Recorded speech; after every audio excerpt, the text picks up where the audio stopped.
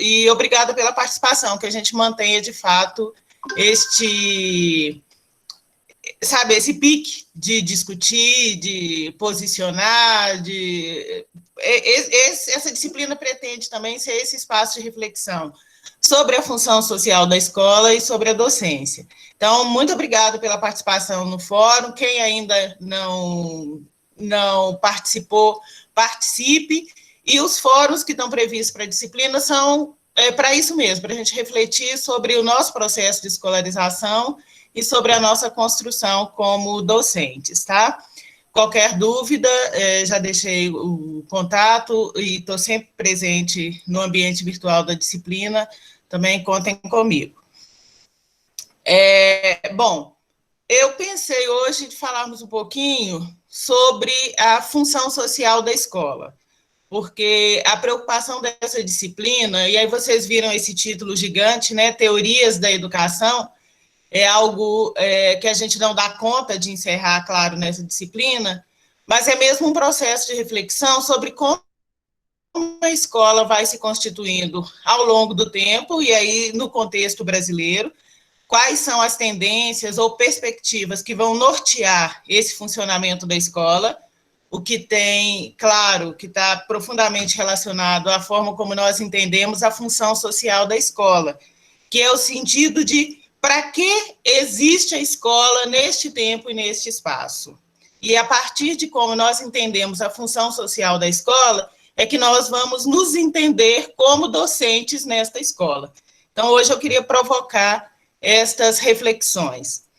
Deixe-me colocar, e se alguém tiver alguma sugestão, eu ouço a seguir.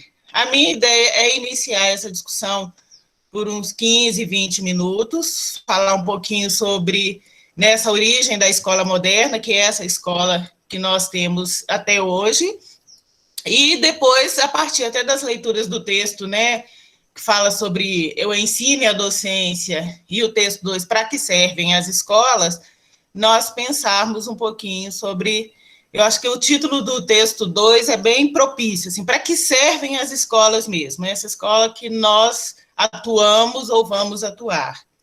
E aí também, nesse segundo momento, vocês colocariam questões que vocês já tenham visto em relação à organização da disciplina e em relação aos textos que vocês estão lendo. Pode ser essa dinâmica?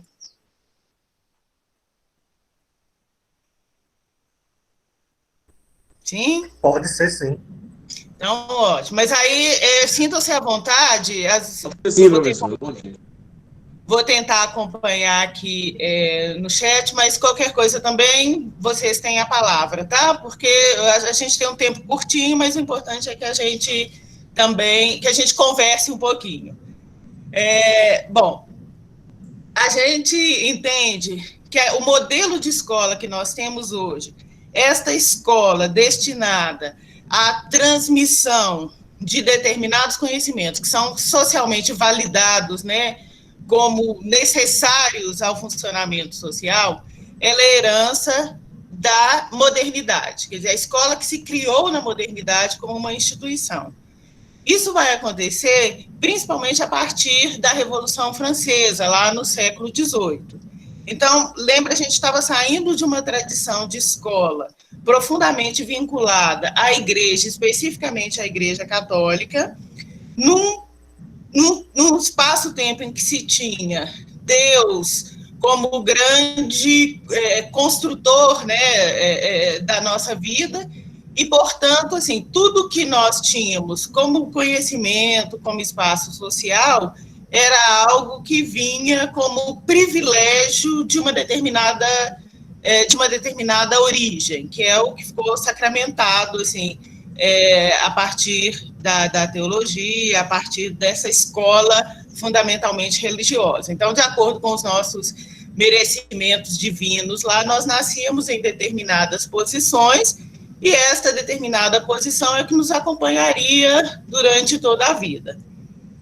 E aí, a partir da Revolução Francesa, a gente vai ter algumas mudanças, né, como uma adesão ao capitalismo mercantil, como instauração desse modo de vida ocidental, e o privilégio, então, de uma outra forma de pensar. Assim, eu passo esses privilégios, a minha vida já não é mais organizada pelos privilégios que eu tive a partir do meu nascimento, mas por aquilo que eu conseguia desenvolver na minha vida. Então, a ideia do liberalismo, né, que está fundada nesse tempo, é isso. Eu desenvolveria, e a partir do meu trabalho, e aí eu estou falando de um trabalho intelectual, de um trabalho de construção, é que eu poderia ou não alcançar determinadas posições na vida. E aí eu precisaria, então, de uma instituição social que desenvolvesse essas habilidades que seriam individuais. Então, a escola, quanto mais a escola, então, faria com que nós desenvolvêssemos esses potenciais a partir de uma certa alcançar posições melhores ou piores a partir do quanto eu conseguiria aprender disso tudo. Então, é essa escola que é a partir dessa escola moderna, por exemplo, que a gente vai ter essa ideia de um currículo escolar baseado no conhecimento proveniente das diversas áreas. É a partir daí que a gente vai ter essa avaliação, a ideia, né, não da forma como existe hoje, mas a ideia de uma avaliação classificatória, a ideia da reserva de um espaço para a criança, para desenvolver uma disciplina mental e corporal.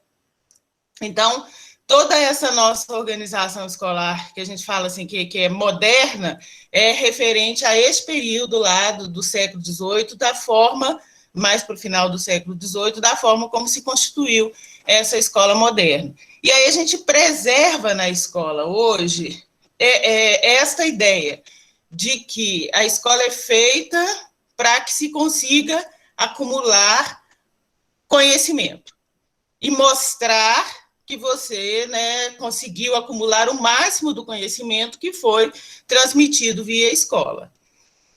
Bom, essa escola, desde a modernidade, ela é feita para quê? Ela é feita para que, desde de pequenininhas, as crianças fossem instruídas a viver melhor naquela sociedade. Então, se eu tenho uma perspectiva liberal, quer dizer, cada um faz pelo seu mérito, cada um individualismo exacerbado, assim, o sujeito faz por ele mesmo. Então, ele tem que conhecer o máximo para ele ter condições de fazer o máximo. Eu tenho aí o acirramento do capitalismo, então, ele envolve também, assim, essa ideia de que eu tenho que produzir mais e produzir melhor, e para isso eu preciso conhecer, né, eu preciso ampliar o tipo de conhecimento que eu tenho do mundo. A questão da disciplina, né, o sujeito pensa no contexto da escola, assim como no contexto da fábrica, o sujeito tem que ter uma disciplina corporal para ele dar conta de todas essas atividades e de produzir o máximo. Ele tem que ter uma disciplina mental, ele precisa se situar no seu tempo e espaço, e ele precisa produzir melhor para aquele tempo e espaço. Então, essa escola, naquele tempo, ela já nasce com uma função social, ela já nasce com essa ideia de eu preciso que este sujeito entenda a realidade que ele está inserido e eu preciso que ele atue produtivamente nesta sociedade. Então, isso é que a gente herda dessa escola.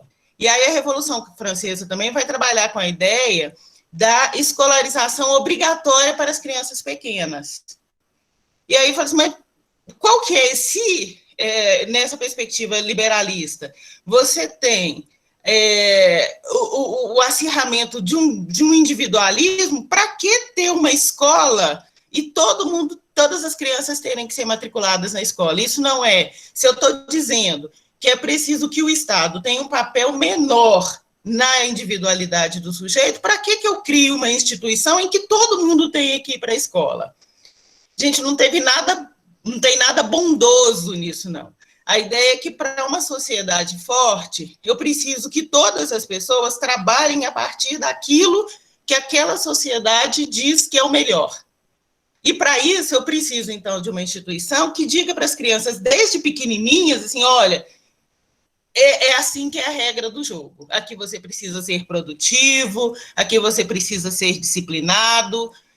Eu preciso que as crianças aprendam desde cedo, porque serão elas. Então, eu não estou pensando na criança, eu estou pensando no cidadão que essa criança vai se tornar. Então, por exemplo, eu preciso educar as crianças desde cedo sobre esta sociedade, porque no futuro elas vão votar, por exemplo, nos seus representantes. Entende? Então, a educação da criança, ela não é uma questão individual, ela não fere a individualidade das famílias na educação das crianças. Ela apenas coloca ela tem um plano social, né, ela tem um plano para aquela sociedade, e para isso ela precisa que cada uma dessas crianças elas já se eduquem para atuar nesta sociedade.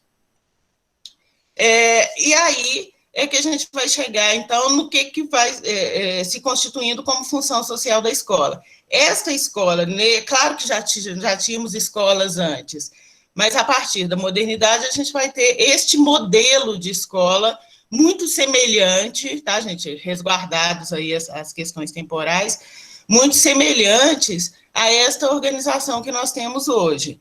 E aí, a partir disso, é que dá para a gente pensar assim, o que é a função social da escola? É deixar claro, no projeto de formação para o sujeito, qual sujeito eu quero para qual sociedade.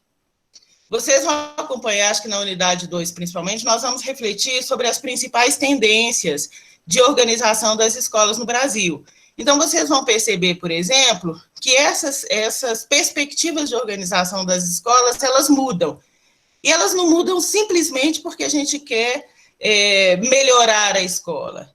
Elas mudam porque a gente pretende atender de uma forma melhor aquilo que é a função social da escola.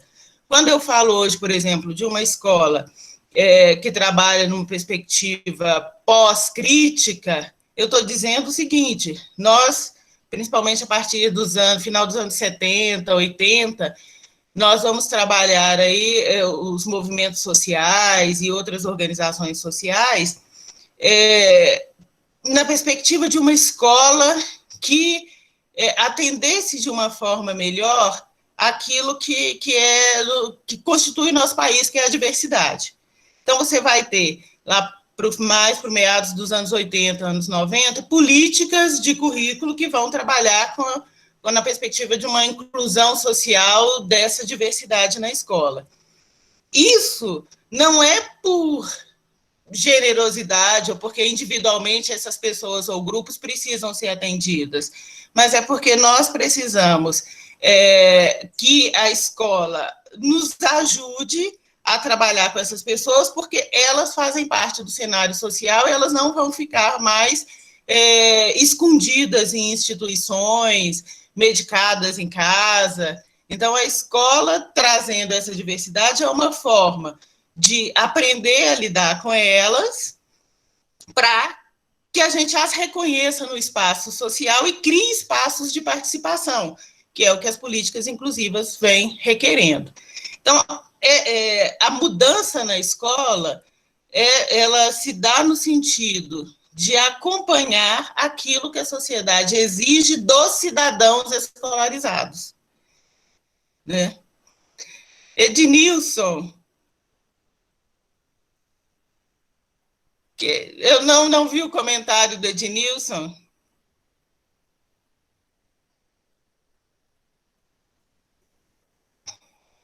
Bom, então é isso.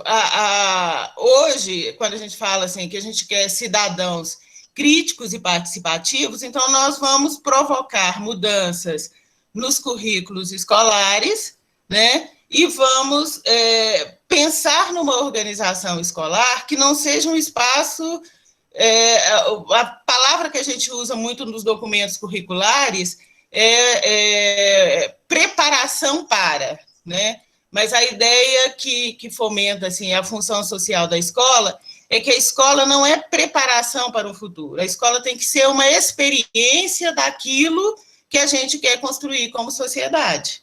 Então, não dá para pensar assim, de preparar para a inclusão. A escola tem que ser um espaço inclusivo para que a gente consiga aprender as regras, né, da convivência e do compartilhamento do espaço, porque a escola ela não está, de forma alguma, desligada da sociedade, né? Ela funciona como sociedade. Então, os valores que estão na escola, as questões que estão na escola, elas estão também na sociedade. É claro que há dimensões diferentes. Então, quando a gente fala assim, a escola hoje não tem hierarquia, ou não respeita a hierarquia entre professor e gestão, a escola é violenta, a escola é excludente.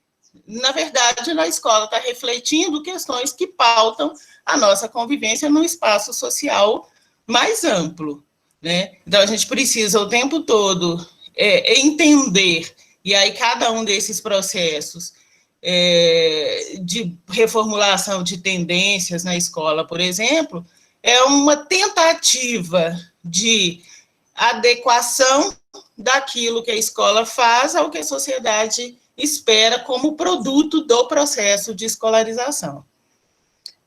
Diego?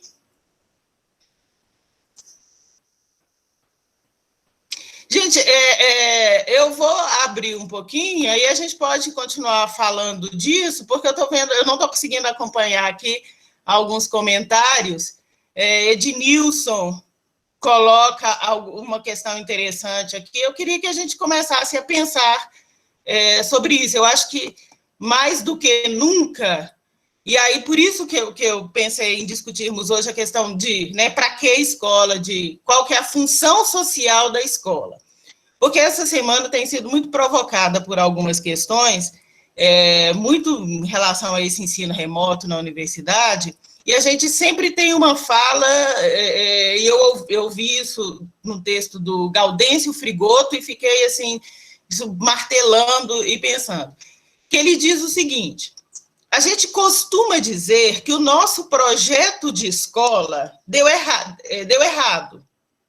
É como se o nosso projeto de escola fosse realmente isso que a gente tem como mote para documentos curriculares, por exemplo, formar cidadãos críticos e participativos, capazes de atuar pela transformação da sociedade. Não é esse o discurso que fomenta as nossas discussões curriculares?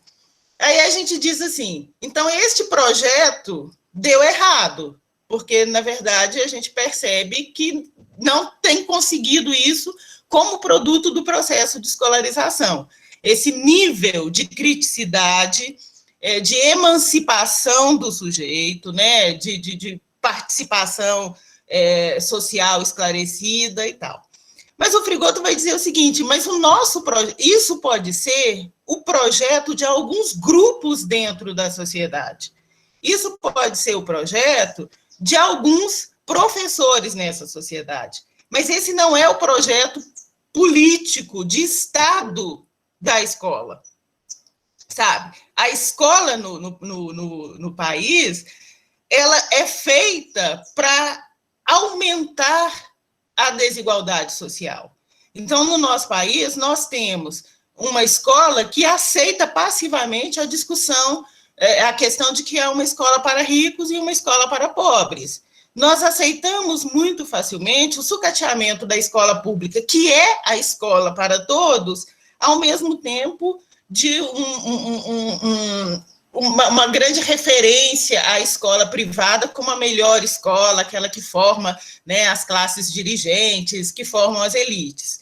Então, o Frigoto vai dizer que a escola, o projeto de escola, o projeto deste Estado para a escola deu muito certo, porque a escola tem contribuído para a manutenção de determinados padrões. E aí eu acho que mais triste eu fiquei ao ler um livro de um francês, eu vou me lembrar o nome, que é Uma Escola Justa. E ele vai dizer que nos últimos tempos, principalmente a partir dos anos 1990, e aí a gente vai ver as reformas curriculares para a educação básica no Brasil nos anos 1990, que essa questão ainda ficou mais cruel, porque a gente tem vendido a ideia de uma ascensão social por via de um processo mais alongado de escolarização, mas esse processo alongado de escolarização não tem repercutido em melhor nível de participação social das pessoas. Mas este processo alongado de escolarização, ele tem feito as pessoas assumirem que essa não ascensão social, que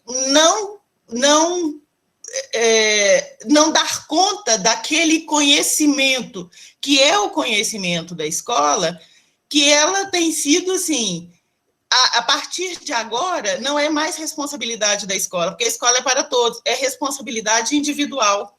Então, assim, olha, eu tive escola, eu tive acesso à escola, eu tenho um nível superior, então, se eu não alcanço uma melhoria na qualidade da minha participação social, no meu status de conhecimento, a culpa é minha, porque eu não soube aproveitar, sabe? E isso é bem a cara desse tempo que nós estamos vivendo, sabe? Então, a escola, essa escola, sabe, que tem essa orientação do que é o modelo da escola moderna, e essa escola que nós temos até hoje, ela é uma escola que deu certo.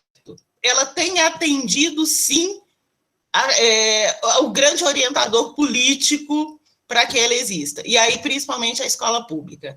A escola pública, ela é feita para eximir o Estado da responsabilidade pela educação. E aí o Estado oferece educação. Se você vai para a escola e você não adquire aquilo que a escola tentou te passar, que é essa palavra, se você não assimilou isso, a culpa é sua. É porque a sua família é desestruturada, é porque você é menos inteligente, é porque você está destinado a um trabalho braçal, e aí esse tipo de conhecimento é sofisticado demais para você. E as pessoas estão aderindo a esse discurso, que é o discurso hoje neoliberalista, que é o discurso da meritocracia. E é um discurso cruel porque as políticas de Estado estão alimentando esse discurso. Elas estão dizendo para você, olha, a escola é para todos. Se você não tem assimilado aquilo que a escola tenta te passar, porque a culpa é sua. E aí, individualmente, nós temos pessoas e grupos interessados em mostrar a falha desta escola. Mas, como grande orientador da função social da escola, o nosso Estado brasileiro não tem trabalhado para essa educação que emancipa. Muito pelo contrário, eu acho que o nosso contexto nos diz isso, assim, o tempo todo, sabe? O nível da nossa participação social mostra que esse projeto de escola para a manutenção da desigualdade, ele deu muito certo. E isso é tão ardiloso que a partir dos anos 1990, e principalmente depois da LDB de 1996, nós temos inicialmente nós tínhamos uma democratização de acesso, a partir da LDB principalmente, a perspectiva de universalização dessa escola para todos. E agora a exclusão é feita dentro, porque isso é muito mais ardiloso, isso é muito mais cruel, mas é muito mais efetivo. Eu faço com que as pessoas sejam obrigadas a ir para a escola, o Estado provê a escola pública para todos, mas o projeto dessa escola não é emancipação, sabe? Ele é um projeto de manutenção daquilo que é a desigualdade social, quer dizer, de que há uma educação para ricos e uma educação para pobres. Eu abro a escola para todas as pessoas, para diferentes origens, etnias e pertencimentos culturais, mas ainda assim eu continuo tratando como conhecimento só aquilo que interessa a determinados grupos sociais no país. Eu flexibilizo currículos na escola pública, abolindo dele determinados tipos de conhecimento, mas eu não flexibilizo, por exemplo, os processos de inserção no mundo do trabalho que poderiam provocar, principalmente para as classes trabalhadoras, algum tipo de melhoria de qualidade de vida e de participação social. Deixe-me abrir para vocês, que aí vocês estão colocando a questão, a gente vai discutindo as questões que vocês estão colocando aqui no fórum, que eu acho interessante para a gente participar. Vou tentar fazendo a mediação aqui. Professora. Sim. Bom dia, tudo bem? Sérgio. Quem está falando? Sérgio. Sérgio. Isso. Professora, o que me veio a questionar é sobre essa agora reforma do ensino médio, né? Sim. Que está pautada aí para uma didática onde o aluno escolhe o que ele vai querer cursar, onde ele vai querer, o curso que ele vai querer seguir. Então, essa questão do tecnicismo, né? Parece que vem voltando aos poucos, dando autonomia ao aluno para ele escolher o que ele quer seguir. O que a senhora tem a dizer a respeito dessa proposta do novo ensino médio, nesse contexto da disciplina? Sérgio, assim, primeiro a gente precisa entender o seguinte: o ensino médio, na verdade, o discente, o aluno, ele não tem isso, assim, ele pode escolher, ele não pode escolher. Na verdade, assim, isso é uma experiência muito semelhante à reorganização da educação profissional e tecnológica, que assim, há um mapeamento de algumas áreas a partir das necessidades produtivas locais, e a partir daí, naquele contexto, por exemplo, os institutos federais, eles podem definir uma área, por exemplo, processos industriais, para fazer a sua carteira de cursos oferecidos. Este eixo de trabalho é definido a partir das questões mais locais, né? Então, por exemplo, o Instituto Federal de Minas Gerais, que tem um campus em Betim, ele trabalha com processos industriais, almejando a inserção desses discentes nas empresas automobilísticas da cidade. A ideia do ensino médio é isso, assim, vai ser feito, não vai ser aberto para o aluno, assim, você pode escolher. Existem alguns eixos, as instituições, a partir das questões mais locais e das suas competências e das suas demandas, vão ofertar uma ou mais daqueles eixos para que os estudantes se encaixem. Então, assim, essa ideia, assim, eu vou poder escolher? Não vai poder escolher. Segundo, você falou tecnicismo. Na verdade, a questão aí não é tecnicismo. Tecnicismo é uma tendência, né, de organização que foi muito presente no nosso país, principalmente no período do avanço da industrialização, né? E que, claro, tem algumas questões como a seriação, como a avaliação somativa e tudo, que são instrumentos principais deste tempo, e que se mantêm alguns ainda na nossa estrutura atual. Mas a questão do ensino médio novo eu acho que, basicamente, a ênfase na formação técnica, principalmente no início dos anos 2000, acho que principalmente de 2008 para cá, tem se estudado muito no país, assim, uma ampliação da oferta de curso técnico de nível fundamental, curso técnico integrado ao médio e curso técnico pós-médio. Ou seja, o sujeito fez o ensino médio, depois ele quer entrar num determinado campo profissional, ele escolhe um curso técnico que vai durar 2 a 3 anos e ele não vai para a faculdade. Aquela ideia, assim, que eu partilho, assim, não é que todos precisam ir para a universidade, né? As pessoas precisam definir a partir do seu projeto de vida, inclusive se elas cursam o ensino médio ou pós-médio técnico. Mas a ideia do ensino médio, gente, que é a questão cruel, é o seguinte: determinar pela organização escolar pública, até que ponto você vai estudar. Na verdade, é direcionar as classes trabalhadoras já para o curso técnico e reduzir a oferta, por exemplo, da educação superior pública e gratuita. Ela pode ser pública, né, que eu acho que isso não tem se discutido no nosso país, que ela não tem oferta pública, mas ela pode ser pública e não ser gratuita. Então, a gente precisa pensar que a reforma do ensino médio, ela tem um caráter de encurtar a formação escolar das classes trabalhadoras, ofertando muito mais oportunidades na educação técnica, porque tem um projeto de diminuição da oferta da educação superior.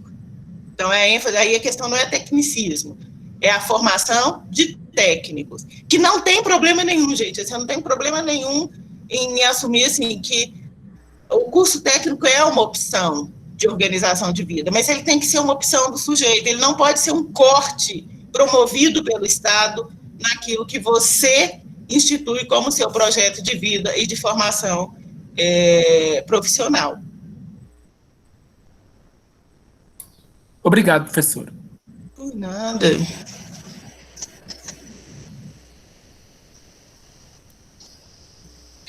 Tem uma pergunta que quem é? Graciele, não. Peraí, deixa eu olhar aqui no chat.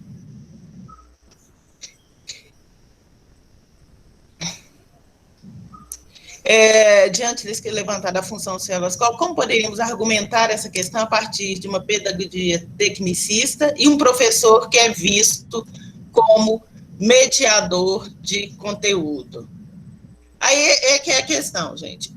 Como poderíamos argumentar a partir da concepção de uma pedagogia tecnicista, né, que a gente ainda tem resquício dela, e de um professor que é visto como mediador de conteúdo. Luana, você coloca mediador de conteúdo aqui, entre aspas, me diga assim, o que você está chamando de... Para você, o que é esse professor como mediador de conteúdo? Bom dia, professora. Bom dia, Luana.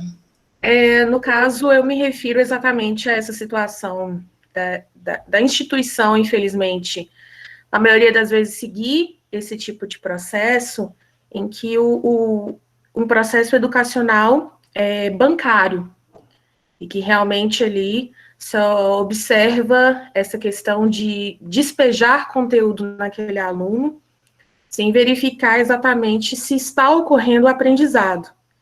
E, infelizmente, o professor, ele tem sido visto, diante desse contexto, dessas reformas educacionais, exatamente dessa forma, ou seja, ele chega na sala de aula, ele contribui com esse depósito de conteúdo, e, infelizmente, na maioria das vezes, não acontece aí o desenvolvimento de um raciocínio educacional.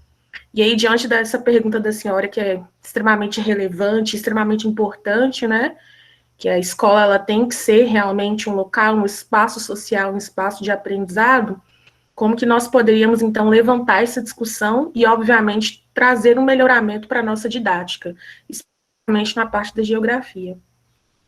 Mas aí, Luciana, eu acho que essa pergunta é brilhante. A gente tem um instrumento para firmar esse pacto de que é essa função social da escola, que é o projeto pedagógico da escola. Sabe, o projeto pedagógico da escola, ele não é apenas uma lista de conteúdos a ser trabalhado e processos disciplinares. Ele é um pacto de todos os profissionais e a comunidade, os alunos daquela escola. Ele é um pacto de esta escola aqui serve para quê mesmo? A gente faz essa discussão do projeto pedagógico da escola, gente. A gente, em algum momento, quem sabe, vocês que estão aí nas escolas da educação básica, em qual momento que a escola se reúne para discutir, assim, para se pensar como escola? O que a gente está fazendo aqui? Para que serve essa escola nesta comunidade? Para que serve a geografia que é ensinada nessa escola? A gente compartilha esse sentido? A gente compartilha esse sentido com todos os professores? A gente, em algum momento, se pensa assim, tá, eu vou ensinar geografia a partir de tais e tais conteúdos, para quê mesmo? E eu não estou dizendo que para isso não tenha que ensinar geografia, eu acho que é uma grande deturpação desta, sabe, do nosso tempo, é dizer assim, que mas hoje em dia pretende-se que a escola não ensine conteúdo. Não, gente, a escola tem que ensinar conteúdo, mas ela tem que ensinar esse conteúdo na perspectiva de que ele possa ser mobilizado para que a gente transforme a nossa vida e para que a gente transforme a sociedade no qual a gente está inserido. Agora, não dá para fazer isso copiando lista de conteúdo, que vem lá de não sei onde, que está no livro didático.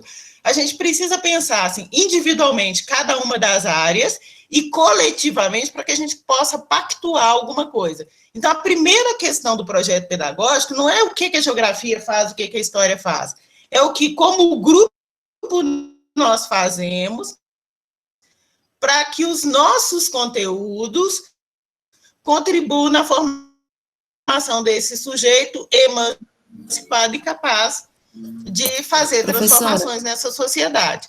Depois que a escola se define, é que cada um entra. Diga. Professora, eu moro na Bahia, né? Quem está falando? Aqui no município, Adriana.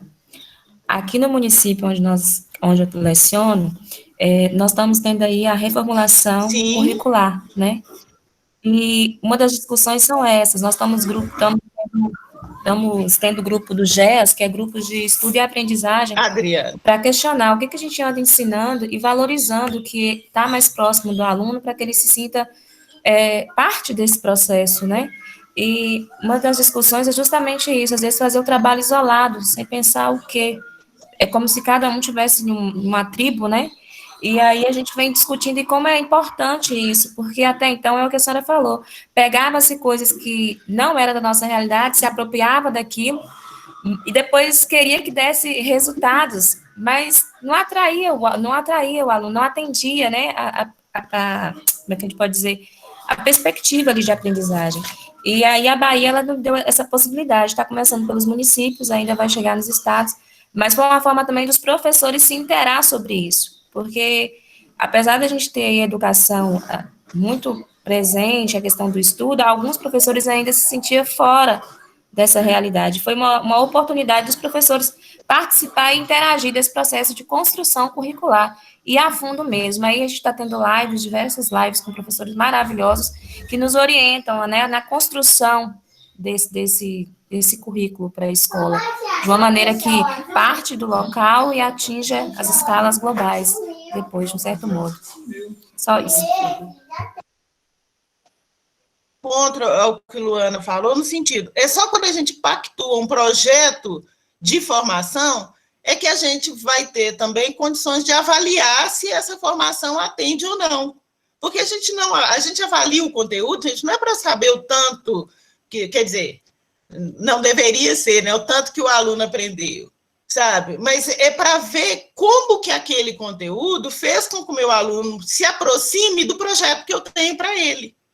Isso norteia a avaliação de todas as disciplinas. Quando eu avalio na geografia, ou na história, ou na língua portuguesa, ou na matemática, eu tenho que colocar, assim, como norteador dessa avaliação, o seguinte: o quanto esse aluno conseguiu se aproximar do projeto que eu tenho para ele no final desse ciclo de formação, sabe? E aí não dá para a gente entender, Luana, assim, quando a gente faz nessa perspectiva conteudista, ela abre mão disso, ela só vai avaliar, assim, a quantidade daquilo que eu ensinei que o aluno consegue repetir, mas não se ele se apropriou daquele conhecimento e se ele é capaz de atuar significativamente na sociedade a partir daquele conhecimento que foi mobilizado ali na escola, né? Então, se a gente não orienta, e aí quando eu falo que é o grande instrumento que a gente tem em mãos é o projeto pedagógico, é por isso,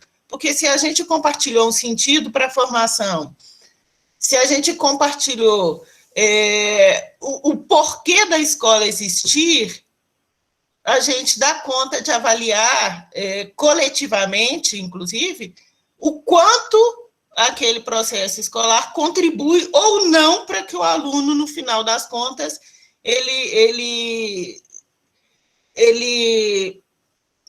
a escola faça sentido para ele, sabe? Fazer sentido para ele, gente, aí é que é a questão, quando o Frigoto fala, que me deixa muito provocada, assim, fazer sentido para ele não significa contemplar exclusivamente a sua individualidade. Uma das minhas orientandas de mestrado fez uma pesquisa a partir de um curso técnico, e um item da pesquisa era assim, o quanto aquele curso havia contribuído para o desenvolvimento profissional, pessoal, né, daquela pessoa. E aí era interessante que, no final das contas, as respostas eram assim, para mim foi ótimo, porque depois do curso eu consegui abrir um negócio, eu consegui um emprego melhor, sabe? Assim, era tudo do ponto de vista individual. Mas pensa bem, sobretudo assim, no Instituto Federal, que tentou ir para as regiões em que se tinha pouco acesso à educação formal, né? Então, assim, tem um compromisso social daquela formação. Só que, no final das contas, os alunos, assim, os egressos, eles só conseguiam enxergar a questão como desenvolvimento, ou como transformação, aquilo que o afetava, assim, na sua individualidade. Está errado? Não está. Porque a gente ensina isso mesmo. A gente fala para o menino assim, estuda, porque se você não estudar, você não vai ser ninguém na vida. A gente estabelece rankings, o aluno melhor, o aluno pior, mas a gente, em qual momento a gente trabalha também a escola como um espaço coletivo que tem que nos ajudar a viver coletivamente? Em qual momento isso é trabalhado na escola, sabe?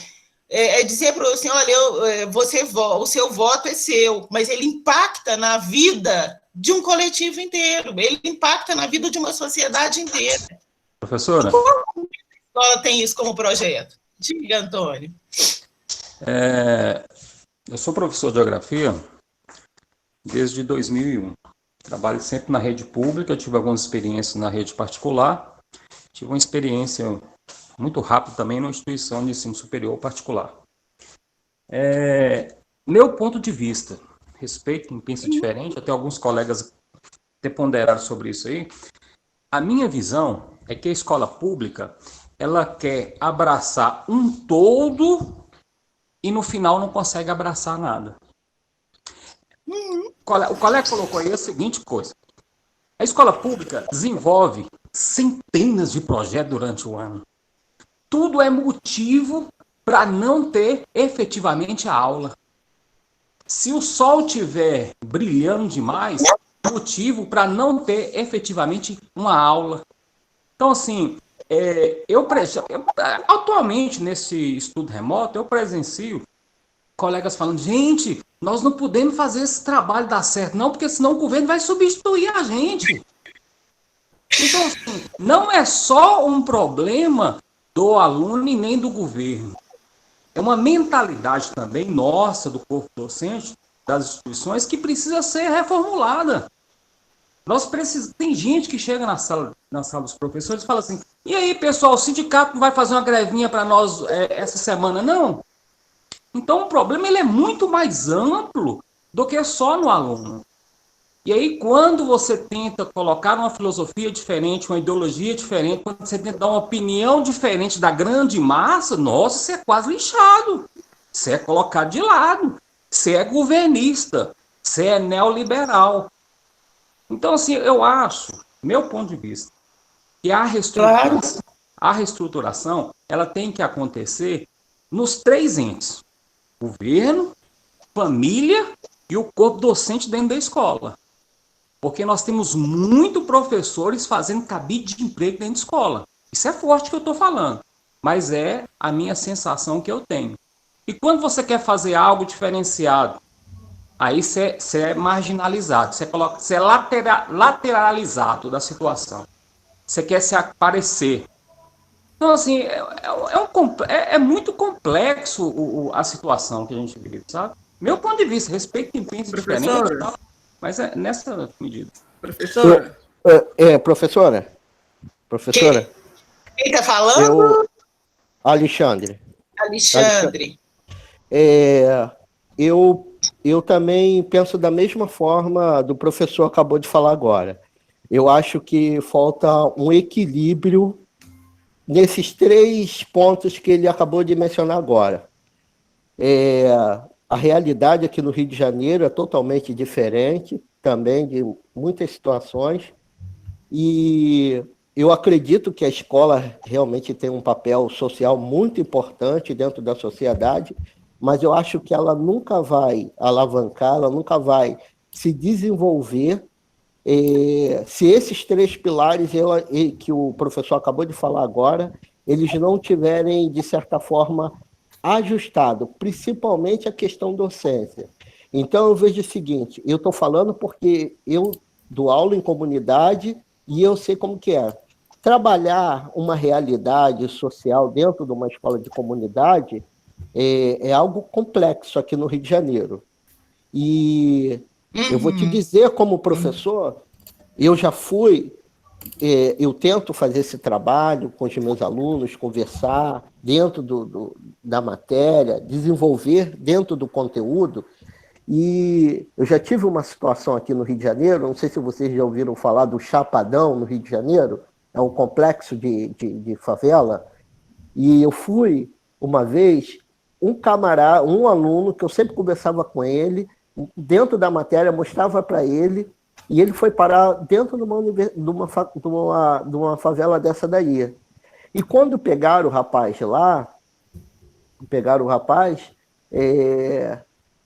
só falaram assim, vamos liberar você, só se você me literalmente falar o nome de um professor. E ele falou o nome de alguns professores. Mas o que a gente vê é o seguinte,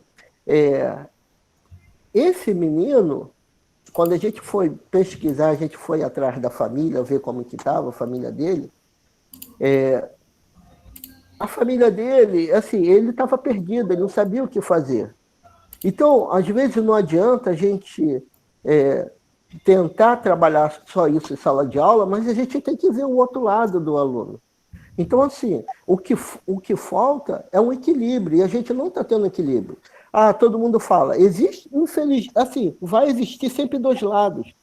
Tem o pessoal que pensa de uma forma, outro pessoal pensa da forma neoliberal, mas eu acho que tem que haver um consenso, a gente tem que parar de ficar discutindo algumas coisas que são bobas, são besteira mesmo, e começar a pensar no aluno. Tanto uma parte como a outra parte tem os seus lados bons, tem lado bom sim, mas só que a gente tem que procurar isso daí, a gente não tem que ficar alfinetando, discutindo a parte ruim.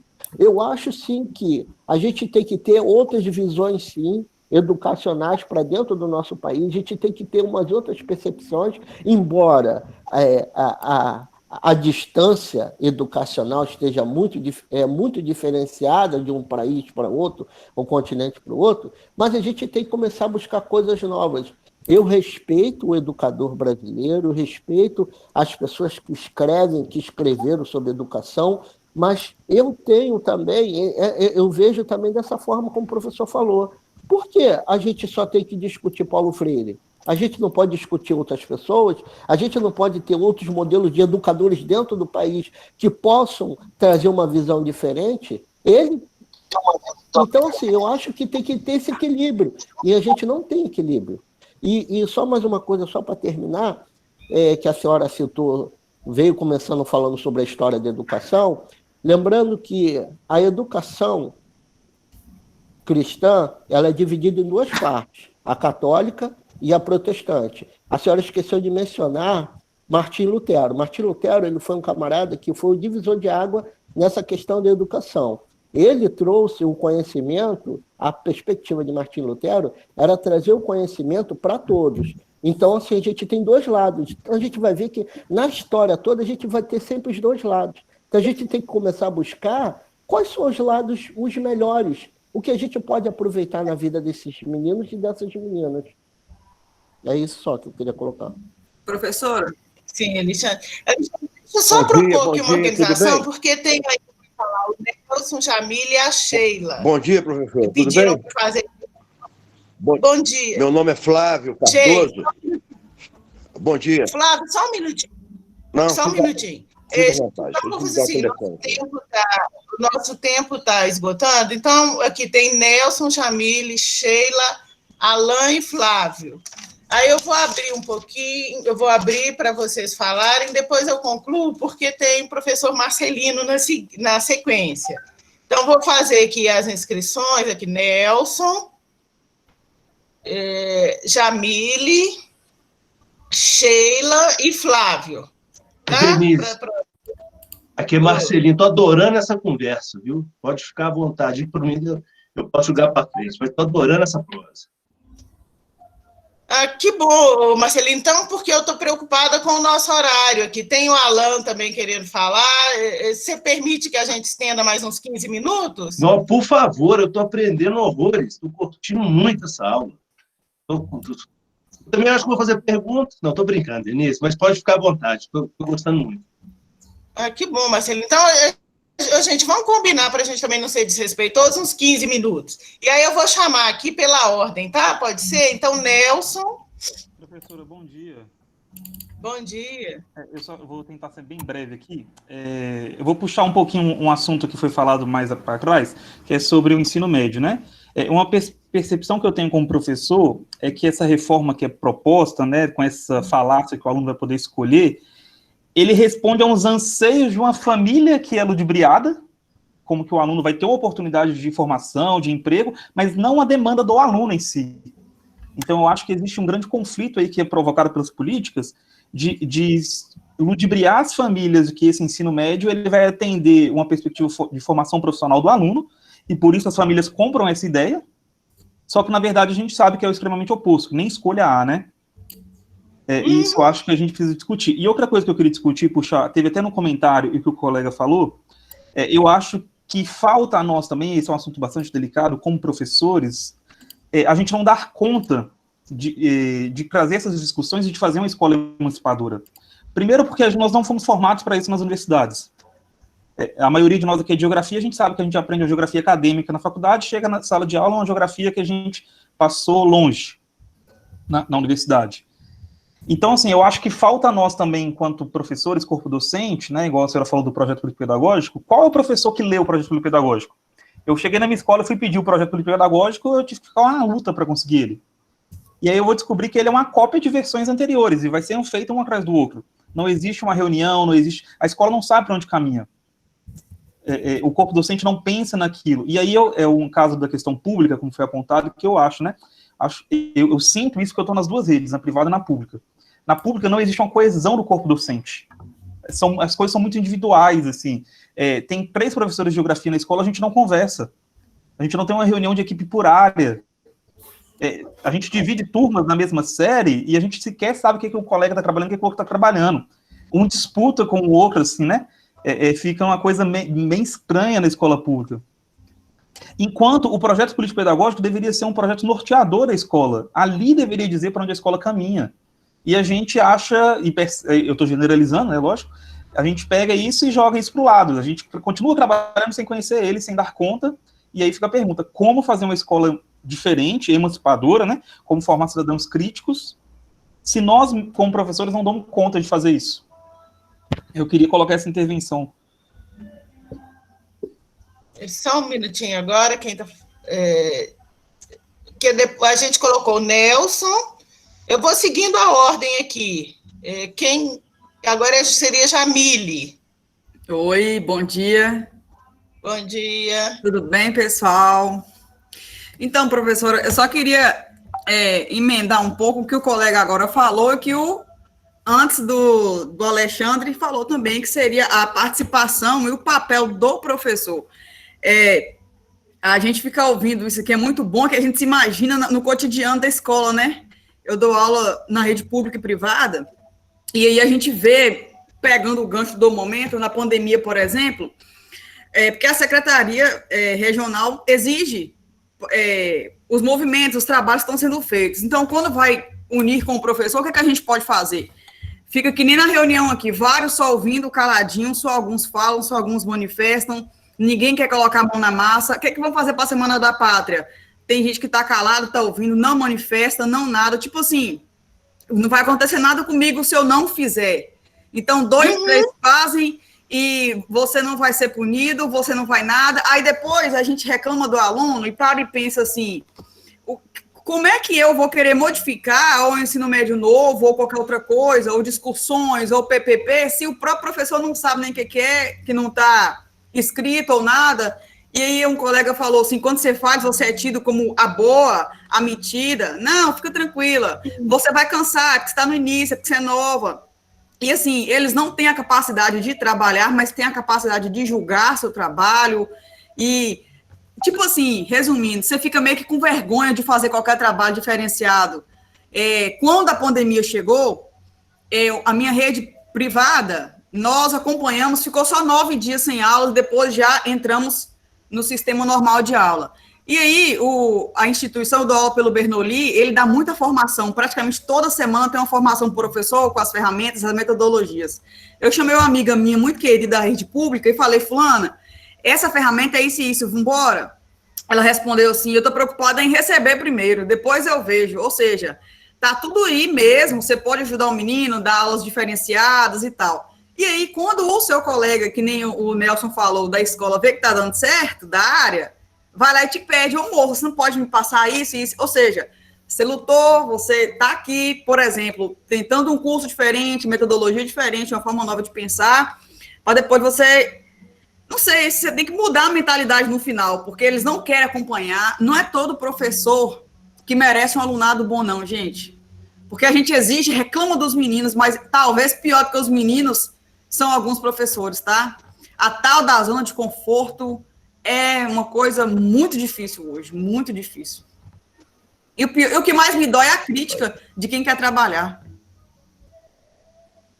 Verdade. Não. Gente, eu vou deixar todos falarem e a gente depois faz uma intervenção. Cadê a Sheila? Obrigada, Jamile. Obrigada a você. Bom dia a todas e todos. Bom dia, Sheila.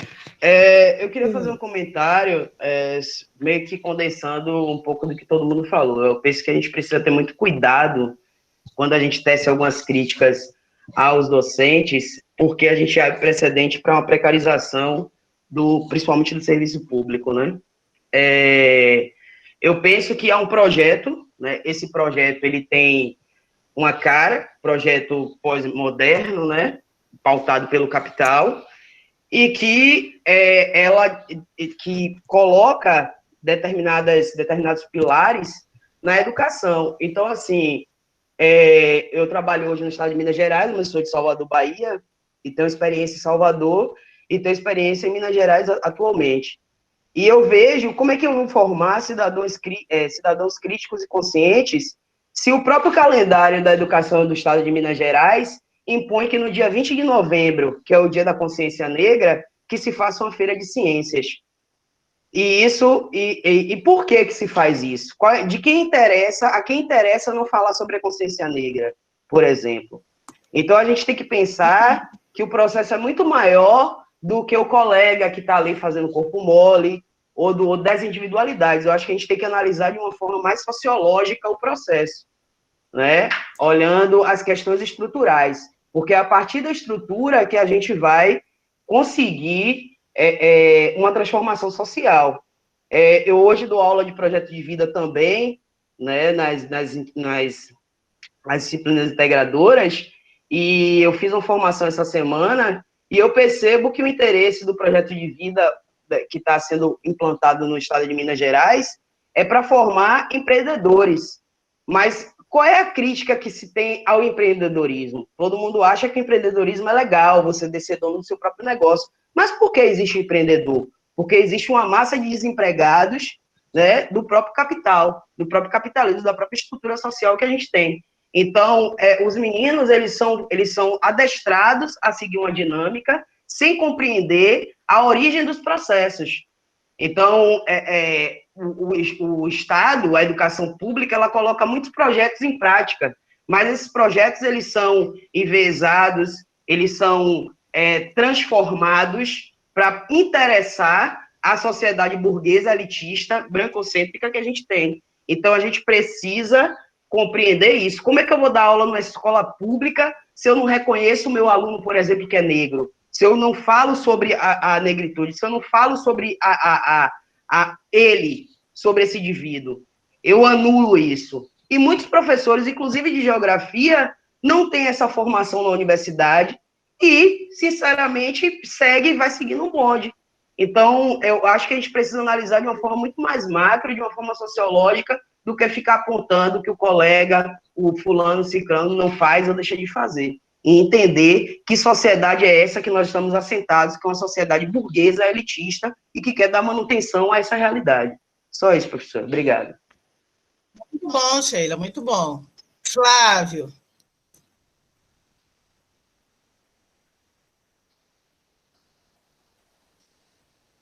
Flávio?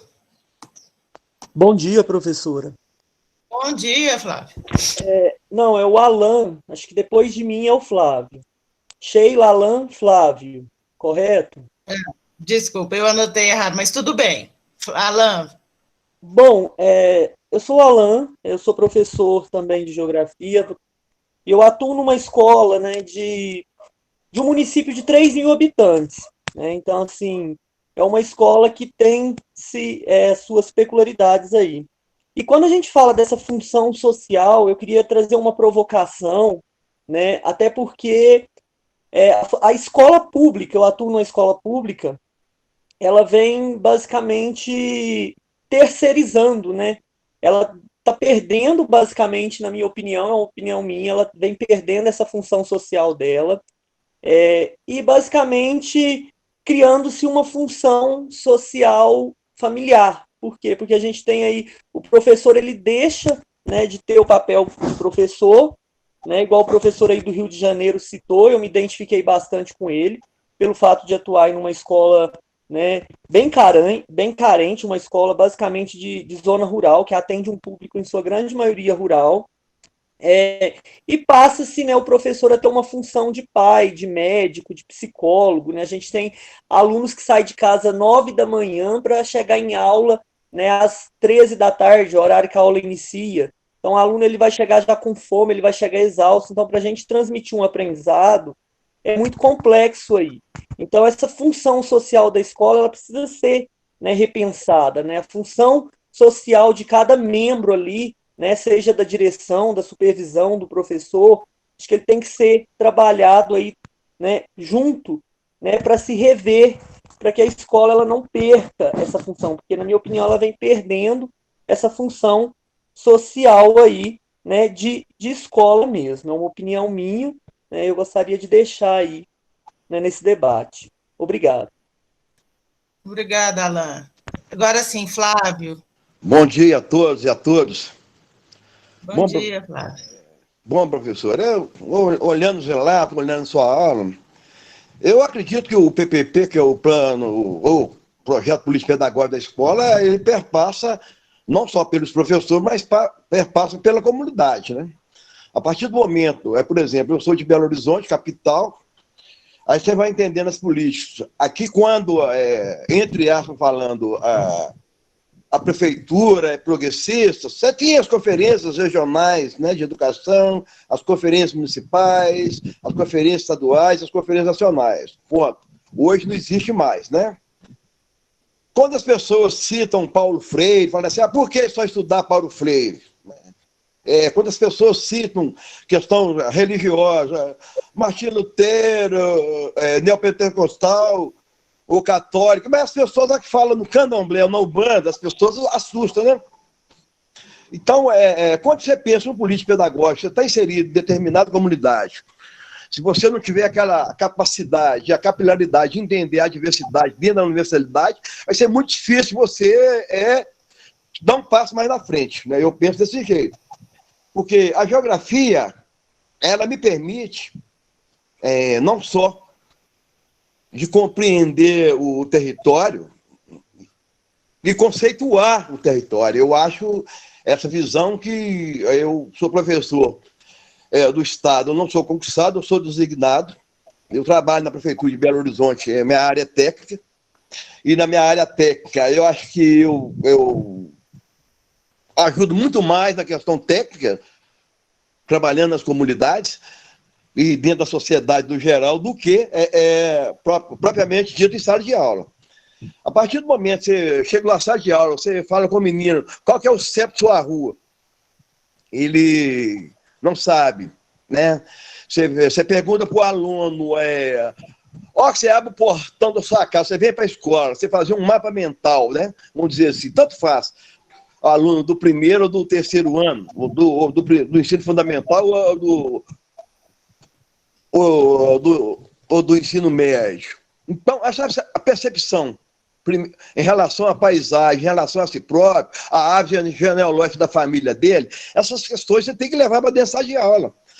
Agora, o que eu fico meio assim, entristecido, e eu estou percebendo isso na questão todo mundo fazer a pós-graduação em geografia, que os geógrafos, né, entre os professores de geografia, não têm sensibilidade política.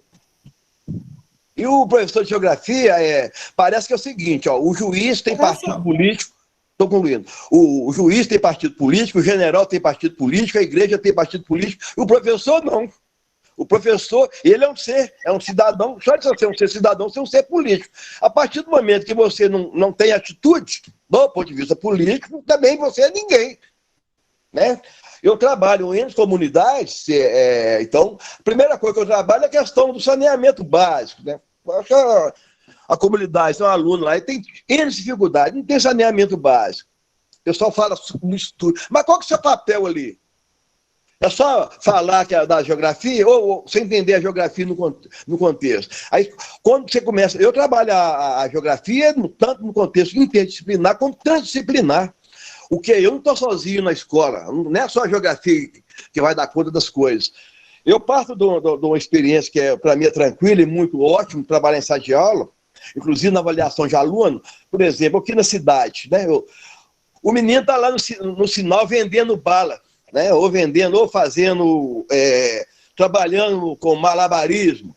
Mas aquele menino, você chegar perto dele, ele te dá toda a informação do bairro, onde é a rua tal, onde tem o comércio, onde tem farmácia. Isso para mim já é geografia. E você não consegue avaliar, porque você vai avaliar se ele está estudando a sua matéria ou não. Então você vai estudar, você vai avaliar se ele sabe aquelas coisas ou não. Agora, se você pensar a potencialidade dele, primeiro não era nem para ele estar trabalhando, né? Digo de passagem, não era nem para trabalhando, para vender bala, vender sinal, vender as coisas dentro do ônibus, né? Então, se você começar a perceber do princípio qual que é a partida dele, dali eu acho que você cresce. E ele cresce também. Essas visões, essas participações, essas visões, você não tem que pegar. Pessoal, o Estado. Você não é Estado, não? Aí você vai criticar o Estado. O sindicato. Você é o sindicato, você é o Estado. É você que faz as coisas, não é o outro. Aí você fica esperando o outro fazer. Pô, eu sou o Estado, né? Eu sou o cidadão. Eu sou... Então, eu não posso partir do outro, ficar esperando o outro fazer. Eu posso fazer, e eu vou fazer, eu posso e vou fazer. Essa é a grande discussão. Aí não dá para me ficar criticando o Estado, não dá para me ficar... A escola, em si, eu acho que é o espaço social onde está todo mundo trabalhando na mesmo propósito, todo mundo fica ali 8 horas por dia, não só das suas questões pessoais, mas tem que entender a coletividade. Todo mundo tem problema dentro de casa. Eu fico olhando para os professores, né? Eu falei assim, pô, critica, o salário é ruim mesmo, é ruim. Mas todo mundo tem seu carrinho velho, né? Todo mundo tem seu carrinho velho, todo mundo compra um carro lá para pagar em 6, 8 anos, né? Então, a discussão, você colocou muito bem. A gente tem que sair da nossa individualidade e começar a trabalhar a coletividade, mas como um todo, é coletivo mesmo, não dá. Aí as pessoas... Eu só concluindo, eu vou te interromper. Agora. Eu fico achando interessante, as pessoas me criticam aí nesse grupo pós-gel que tem aí, eu coloco muitas questões políticas, eu sou a favor da deorganização das informações, né? Eu vou ficar só aqui na geografia, ou só geografia física, ou geografia humana, não. Eu me interajo com a vida, me interajo com o espaço, me interajo com o clima. Aí eu percebo que, com todo respeito a todo mundo, as pessoas estão... Eu já passei isso, né? Eu vim da universidade privada, que é a UniBH, né? Eu não estudei na Federal, e eu tive a oportunidade de ser um curso muito bom, né? Que é a Geografia e Análise Ambiental, e ali a gente tem bacharelado e licenciatura, então foi um vasto campo de conhecimento. Agora, a minha preocupação na questão da geografia é isso, das pessoas só focar, grosseiramente falando, no seu umbigo. Pô. Vamos entender a geografia do ponto de vista da geografia. Não vamos ficar... A geografia tem o quê? Vários campos. Você tem a geografia política, a geografia cultural, você tem, você tem as escolas francesas, alemãs, e... Encerra, por favor. A fala está maravilhosa, mas eu estou preocupada com o tempo. Eu vou encerrar agora. Então, o que eu percebo, estou aprendendo muito aí no curso, é justamente as pessoas ficarem só dentro de si. As pessoas não conseguem... Quem tem medo de falar, ou tem medo de perder cargo, eu entendo como é que o Estado de Minas Gerais é conservador, né? É um Estado minerário, a gente vê da mineração. Eu não vejo a geografia, por exemplo, os professores criticando as grandes empresas. Eu vou interromper, Flávio, nós estamos estendendo muito nosso tempo, me perdoa, porque ainda tem... Me desculpa, é porque eu estou um pouco emocionado, então tem muito tempo de dedicado. A fala está maravilhosa. Parabéns para você. Eu acho que essa disciplina vai ajudar a gente bastante a andar e caminhar no caminho certo e pensar. Agora, as pessoas para criticar Paulo Freire, tem que ter não só o respeito, mas tem que ter um cabidal também, né? As pessoas têm que respeitar. Aí você vai pela informação concluindo, as pessoas têm que entender, tem que respeitar. Tem que ler com mais atenção, que tem um segmento, um certo respeito, dignidade. E quando se fala de religião, quem trabalha em comunidade, se a maioria lá é negra, por que você vai colocar o neopentecoste lá? Por que você vai colocar lá o catolicismo? Por que você não entende lá que tem a Umbanda lá dentro, tem a Quimbanda, que tem o Candomblé? Por que você, de fato, não trabalha no local? É isso que é preciso. Então, é muito fácil ficar criticando o professor, criticar o Estado. Claro, eu vou ter autocrítica. Muito obrigado. Desculpa pela emoção. Deixa a Aline falar para a gente poder encerrar, porque eu estou... Não, tranquilo. Não, professora. Diga. Olá, professora. Oi, Aline. Um prazer conhecer a senhora. Alguém já comentou o que eu ia comentar? Pode finalizar. Eu creio que você quer comentar alguma coisa. Não, coloca aqui, assim, seja sucinto, mas Não, assim, o que eu queria dizer é apenas isso. Eu dou aula hoje na pequena cidade, Turmalina, né? Eu me formei na Federal, eu aprendi muito sobre a história da educação, como que a educação é uma maneira de transformar, de tirar, de fazer você agir na sociedade, tudo isso, mas eu não tenho conseguido aplicar isso na minha escola, na escola, inclusive, onde eu tive a oportunidade de estudar, e que não me deu as ferramentas necessárias para eu conseguir galgar uma condição melhor, né, na minha vida. Então, eu, como professora lá, eu sinto que eu posso atingir meu aluno ali, individualmente e coletivamente, né, mas a gente não consegue, esbarra nessas coisas aí que vários colegas falaram aí, de que, nossa, você trabalha na escola pública, o que você vai fazer isso tudo, né? E às vezes a gente esbarra nessa história de adequar o nosso trabalho ao nosso salário, o que eu acho muito ruim. E a gente tem também que formatar a aula toda num tempinho, porque tem que sobrar tempo para as burocracias. Seu objetivo não é motivar o aluno, é como aquele filme, Como Estrelas na Terra, não sei se vocês já viram, onde o professor que era um professor temporário lá, né, digamos o designado, ele entrou e fez uma revolução e atingindo um menino, que foi taxado, né, esse pobre menino, estava sendo taxado ano a ano como uma pessoa que não teria condição de se manter numa escola. Ele não serve para a escola. Olha que pecado. Mas o professor, com um método novo, despertou naquele menino a vocação dele, e a partir daí todos os outros viram que seria possível aprender. Então, que a gente tenha na escola essa responsabilidade de despertar no aluno a vocação dele. Mas isso é difícil demais, porque a gente esbarra em cada coisa, né? A escola é muito burocrática, a gente tem que gastar muito tempo para fazer lista de presença, avaliações, essas coisas, né? Isso. Gente, eu fico... Por mim, assim, a gente ficava aqui o resto do dia. Eu acho que essas discussões são extremamente importantes e necessárias. Desculpa a correria, mas é porque senão nós estamos sendo desrespeitosos com o Marcelino também. E aí, assim, eu acho que todas as falas, na verdade, a angústia é a mesma. Quando eu falo de compartilhar um projeto, e aí falando do projeto pedagógico, mas eu falo assim, um projeto, gente, que é um projeto de educação, que é um projeto de escola, que é um projeto de cidadão que a gente quer formar, sabe? Que é um projeto que é a nossa profissionalidade. Eu acho que esses elementos não dá para pensar isoladamente. A gente vai ter que pactuar coletivamente. Que escola é essa? Para que ela serve? A partir daí, nós vamos pensar nos conteúdos específicos do currículo. A partir daí, nós vamos pensar a avaliação. E é com essa complexidade toda que a gente constrói, e aí eu acho que está presente em algumas falas, a questão da profissionalidade docente. Essa profissionalidade, gente, é um compromisso que nós fazemos com a nossa ação profissional. Mas eu não tenho como fazer um compromisso profissional se eu não sei que profissão é essa. Se eu estou trabalhando numa escola, eu não sei para que aquela escola serve, eu não sei o que aquela escola forma. Então, eu fico também à mercê disso, assim.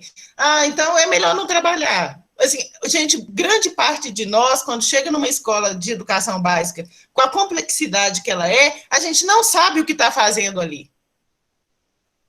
Sabe? É tanta coisa. E quando vocês falam... A gente fica como uma barata tonta para lá, para cá, e não consegue, às vezes, concluir muita coisa. Porque é isso, assim, se eu dou o conteúdo, eu não atendo outras necessidades educativas que aquelas crianças têm. Mas acontece, e a gente não tem um projeto comum. Eu falo assim, todo mundo na escola quer a mesma coisa, é mentira. Cada um de nós é um universo. Isso tem que estar claro. Por isso que a diferença que nos constitui não é a igualdade. Professora, e quando a gente se depara com um aluno lá, coitado, no 6º ano, mas que ele não absorveu os conteúdos necessários para ele compreender aquilo ali naquele ano, isso é uma injustiça muito grande. O menino não sabe nem ler e escrever direito, mas foi passando ele ano a ano, e ele está ali cada ano, tadinho, sendo taxado de que não consegue, sendo que a condição dele de entender, interpretar aquilo que eu estou passando é outra, né? Então, é uma judiação, eu acho, a escola desse jeito. Pois é, mas sabe por que isso acontece? Por que ele é empurrado? Porque a alfabetização dele não é um projeto da escola, é da professora do 1º ano. Aí, se ela não deu conta, ninguém mais faz. Assim, a questão que nós precisamos entender, gente, é que o aluno que está ali, ele é um projeto da escola, e cada um de nós precisa intervir a favor do projeto de escola. Aí não é a geografia, a história, a matemática, ciências, é o que a escola quer para aquele menino. Então, acho que nenhum de nós, quando a gente fala assim, eu não vou ter tempo, mas anotei as questões aqui, elas voltam em algum outro momento, é isso, assim. A gente precisa só articular isso. Agora, por isso que eu acho que é importante discutir função social da escola. Se eu não sei para que a escola serve, se eu não sei qual que é o compromisso da escola e da escola pública com o aluno que está lá, eu não sei o que eu tenho que fazer. Então, eu vou me escapar. Eu vou fazer greve, eu vou negar o trabalho, eu não sei o que eu estou fazendo naquela escola, eu não sei para que aquela escola serve. E a gente recebe um monte de informações o tempo todo sobre a escola tem que ser isso ou tem que ser aquilo. mas a gente mesmo não parou para se pensar como profissional e como pensar para que serve a escola. E a escola não serve individualmente para mim. Então, a escola, se para o aluno a escola serve para ele se alimentar, para ele ganhar um tempo, para ele fugir do traficante, para o professor ela serve para ganhar um dinheirinho para comprar o seu arroz com feijão. Então, assim, gente, precisamos compartilhar. Eu não estou falando projeto pedagógico, aquele monte de papel, não. Estou falando assim, para que serve a escola? A gente precisa discutir isso. Tá? Eu anotei as questões e vou ver se eu volto. Alguém faz uma pergunta em relação à Lei 10.639. Eu vou tentar organizar para voltar com elas, mas vou encerrar aqui muito em respeito à continuidade da aula de vocês. Já peço desculpa, Marcelino, pelo atraso. E, gente, muito obrigada. Eu acompanhei aqui as falas de vocês. Muito obrigada a vocês pela receptividade. Muito obrigada pela participação, muito obrigada pelos comentários aqui, e a gente retorna. Desculpa alguma inabilidade aqui com esse... Também estou inaugurando na questão da EAD e das aulas remotas, mas vamos continuar nessas discussões. Muito obrigada pela participação, boa aula para vocês, boa aula, Marcelino. Ô, Denise, olha, sim, adorei a aula, viu? Foi muito bacana. E não poderia, né, com o final da sua aula, que foi maravilhosa. Professor de Deus, que bandeira feia é essa? Aqui, ó, olha aqui atrás, que é uma homenagem. Ah, não, Marcelino! Ô, bandeira feia, Jesus amado! Mas sério, Denise, assim, foi muito bacana a sua prosa, viu? Gostei muito.